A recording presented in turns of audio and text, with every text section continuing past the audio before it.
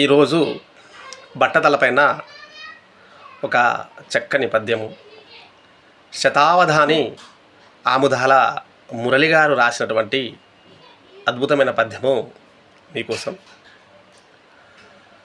తల నూనె రాసెడు తగులాటముండదు,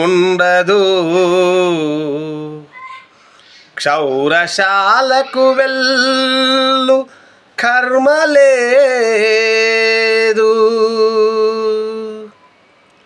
పేలు కొంపలు గట్టు పెను బాధ తప్పును,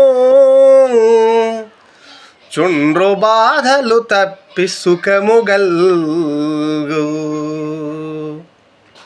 పెళ్ళాము కోపాన పెనుగులాడెడు వేళ, జుట్టింత దొరకదు పట్టుకొనగా, అద్దంబు దువ్వెనలవసరమే లేదు, పరవనితలు వెంటబడుట కల్లా,